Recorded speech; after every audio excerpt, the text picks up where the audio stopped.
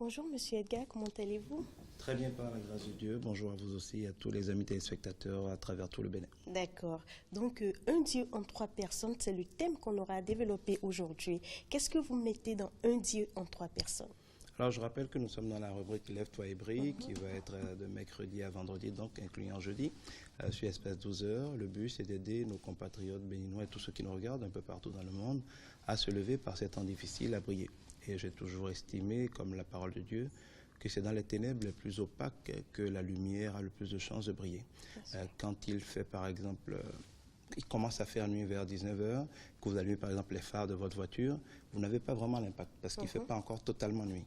Mais quand vous êtes dans la nuit profonde, 2-3 heures du matin, vos phares ont meilleur impact sur l'environnement. Vous sentez vraiment que vos phares éclairent. Et donc, plus sombre est la nuit, plus proche est le jour, plus la lumière peut luire. Et donc, je veux vous encourager en vous rappelant que c'est dans les temps difficiles qu'il y a le plus de chances de briller. Hier, nous avons commencé donc cette série d'enseignements pour nous lever et briller en parlant de l'invisible, qui est plus important que le visible. Oui. Et nous avons vu que le visible, c'est le résultat de ce qui se passe dans l'invisible et qu'il faut agir dans l'invisible si on veut changer le visible. Autrement, on se bat en vain. Aujourd'hui, nous allons continuer parce que si nous voulons nous lever et briller, il y a deux autres acteurs qui rentrent en ligne de compte. Il y a nous-mêmes et il y a Dieu. Sur nous-mêmes, je voudrais déjà dire une chose qui est importante. Beaucoup de gens se trompent parce qu'ils croient que l'homme est un corps qui a peut-être un esprit. Ce n'est pas vrai. L'homme est un esprit qui habite provisoirement dans un corps. Ce n'est pas un corps qui a un esprit, c'est un esprit qui habite dans un corps. Quand vous regardez dans la Bible, Dieu a d'abord créé l'homme à son image, à sa ressemblance. Il a créé homme et femme. Homme et femme, donc asexués, parce que l'esprit n'a pas de sexe. Et si Dieu est esprit, ce qui est créé à l'image de Dieu est esprit. Donc Dieu crée d'abord l'homme comme esprit. L'homme est un esprit. La preuve, quand nous dormons, notre corps dort, mais notre esprit ne dort pas. C'est pour ça que notre esprit continue d'agir, par exemple, en rêve. Je peux être ici, ne pas quitter le studio. Mon corps ne peut pas être à plusieurs endroits à la fois. Mon corps ne peut pas aller dans le passé. Mon corps ne peut pas aller dans le futur. Mais pendant que je suis ici de corps, mon esprit peut rentrer dans le futur en pensant à demain. Mon esprit peut aller dans le passé en pensant à hier. Mon esprit peut faire le tour d'une série de choses que mon corps ne ferait jamais. Donc, en fait, le corps n'est qu'un véhicule pour l'homme. Je dis souvent que quand, par exemple, on envoie quelqu'un combattre dans les airs, on lui donne un véhicule, c'est un avion. Quand on l'envoie combattre sous les eaux, on lui donne un sous-marin. Mais quand quelqu'un voit un sous-marin passer, ce n'est pas le sous-marin qui combat. C'est les hommes qui sont dans le sous-marin. C'est pareil pour un homme. Quand on voit un homme agir, ce n'est pas l'homme qui agit. C'est l'esprit en lui qui agit. Le corps n'est qu'un véhicule. Et quand vous terminez votre mission sur la Terre, vous n'avez plus besoin du corps qui est le véhicule de poussière pour vivre sur la Terre. Vous le laissez et votre esprit retourne à Dieu. Donc, nous sommes un esprit.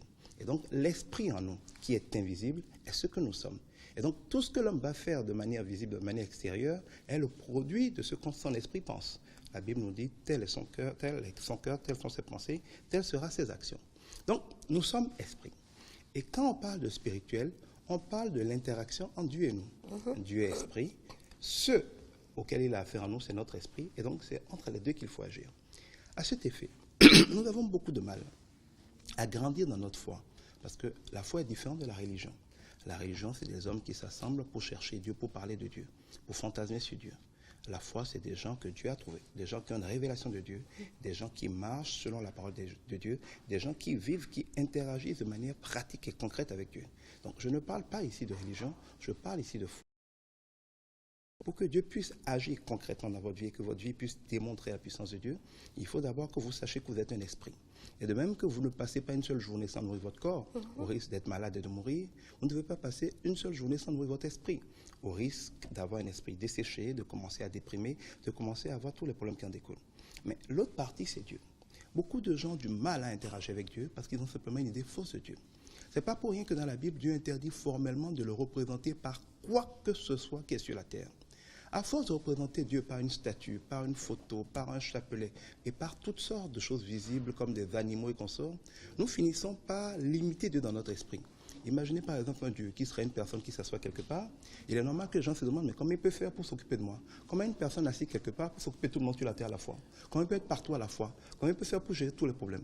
Dès que vous avez une fausse conception de Dieu, le voyant comme une personne physique, au lieu de le voir comme un esprit, et je précise que l'esprit, la Bible nous dit que l'esprit est comme un vent, est comme de l'air. Il est là, il est partout. Il est en chacun de nous, en nous faisant respirer, et il est autour de chacun de nous.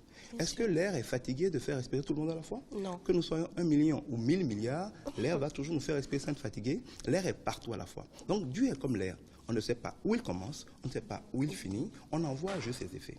En tant qu'esprit, il peut donc être partout à la fois, et toute représentation de Dieu a tendance à limiter celui qui regarde cette représentation, Dieu. Maintenant, l'une des choses les plus difficiles que les gens ont à comprendre, ou n'arrivent pas à comprendre, c'est comment ce Dieu-là, qui est un, la Bible nous dit très clairement qu'il y a un seul trône au ciel, comment ce Dieu-là fait pour être trois personnes à la fois? Comment fait-il pour être à la fois Père, à la fois Fils et Saint-Esprit? Comment trois personnes peuvent être une? Si vous voyez ces personnes comme étant des personnes physiques, vous ne pouvez jamais comprendre comment trois personnes peuvent être une personne. Mais dès que vous les voyez comme des esprits, ça devient facile. Si je mets par exemple une odeur de citron, une odeur de fraise et une odeur de menthe, dès que ces trois odeurs arrivent ici, vous ne serez plus capable de dissocier l'odeur de la menthe, l'odeur de la fraise, l'odeur du parfum. Toutes les trois odeurs font un. L'un est dans l'autre, l'autre est dans l'un, les trois font un. Quand nous communions avec Dieu, quand nous venons en interaction avec Dieu, quand notre esprit rencontre l'Esprit de Dieu en pensée, nous fusionnons avec Dieu. Il est en nous et nous sommes à lui. Quand on dit Père, Fils et Saint-Esprit, ce n'est donc pas trois personnes physiques. C'est trois dimensions, c'est trois états, c'est trois fonctions de Dieu. Et je vous donne deux exemples pour l'illustrer et terminer. Premier exemple, quand vous me prenez, je suis Edgar Guidibi. Je dirais Edgar Guidibi, le père de tous les Edgar Guidibi. Mais j'ai engendré, non pas créé, plusieurs autres Edgar Guidibi. Edgar Guidibi, par exemple, le conseiller du président Yahi Boni, qui est mort il y a quelques années. Edgar Guidibi, le père de mes enfants.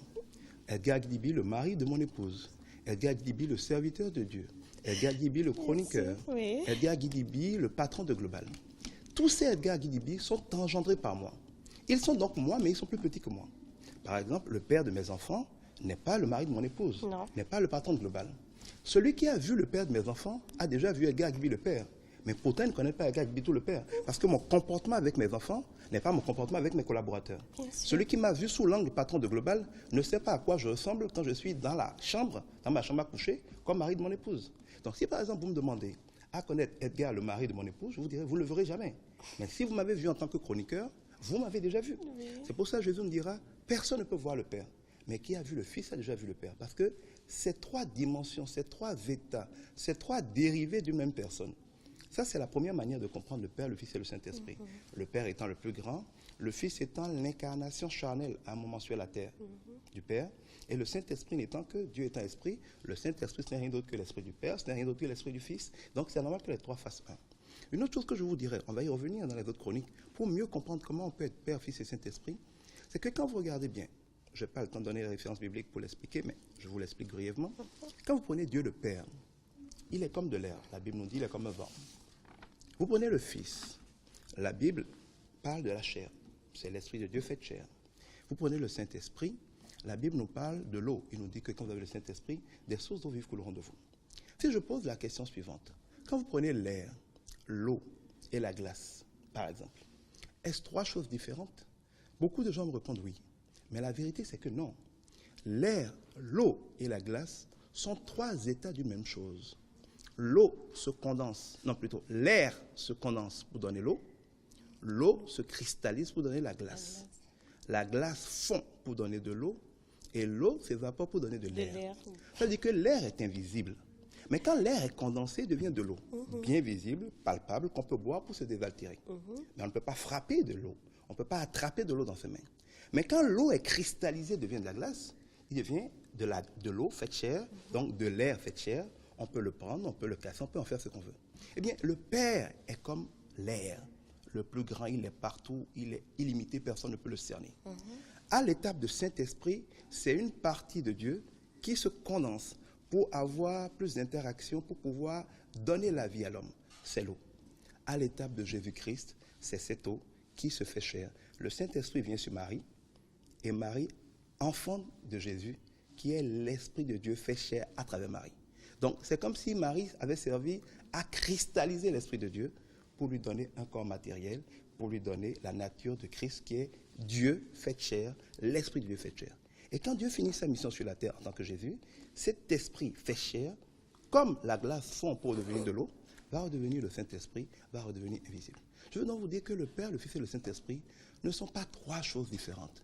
c'est la même chose dans différents états, selon la relation que Dieu a voulu mettre en avant, selon la mission que Dieu a voulu accomplir dans la vie des hommes. Quand vous comprenez ces choses, vous avez une relation beaucoup plus facile avec Dieu, parce que quand vous priez, vous savez qui vous priez, vous savez à qui vous vous adressez. Vous ne vous inquiétez plus d'avoir votre chapelet forcément sur vous, d'avoir une médaille sur vous, ou d'avoir une grosse croix avant de vous sentir en situation de prier. Parce qu'en tant qu'esprit, Dieu est parti avec vous. Dans le WC, Dieu est avec vous. Dans votre chambre à coucher, Dieu est avec vous. Partout où vous êtes, aussi vrai que l'air est avec vous pour que vous respiriez, l'Esprit de Dieu est avec vous. Invoquez-le, parlez-lui. Parlez-lui du fond de votre cœur. Il est là, il n'a pas besoin de protocole, pas besoin de récitation. Parlez-lui parce qu'il est toujours là. Il est là pour vous aider, il est là pour vous bénir. Il est dans l'invisible, mais on a vu hier, l'invisible est plus important que le visible. Voilà, merci beaucoup, Monsieur Edgar Gidigbi. Ce fait vraiment un plaisir de vous entendre parce que vous éveillez vraiment les esprits, comme on a l'habitude de dire. Vous avez quelques contacts à nous rappeler? Alors, ma page Facebook, facebook.com/Edgar, ou plutôt /Edgar Gidigbi en un mot. Vous pouvez m'écrire par WhatsApp ou par SMS, vous m'appelez, si je décroche quand je suis libre, sinon je peux toujours recevoir des messages par WhatsApp ou SMS 96 44 22 22, 96 44 22 22, ou alors vous allez sur le site web du Centre Jésus pour réussir, c'est jésuspourréussir.org en un mot. Et puis vous avez là-dessus beaucoup d'éléments, d'enseignements, d'audio, de vidéos gratuits à télécharger et dont vous pouvez jouer dans tous les domaines. Dans tous les cas, je suis avec Espace 12 heures, tous les mercredis, tous les jeudis, les vendredis à midi. Oui. Alors prenez le rendez-vous parce qu'il est temps qu'on se lève pour prier. Voilà, lève-toi et brille. Le thème du jour, c'était un Dieu en 3 personnes et j'espère que vous avez bien suivi. Chers téléspectateurs, je raccompagne notre éveilleur d'esprit avec la page pub.